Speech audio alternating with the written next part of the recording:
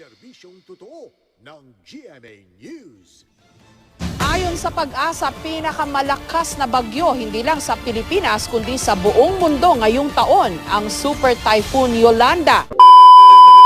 At lalo pang lumakas ito, Jessica, dahil taglay nito na ngayon ang hangin na umaabot sa 225 kilometers per hour at may bugsong 260 kilometers per hour.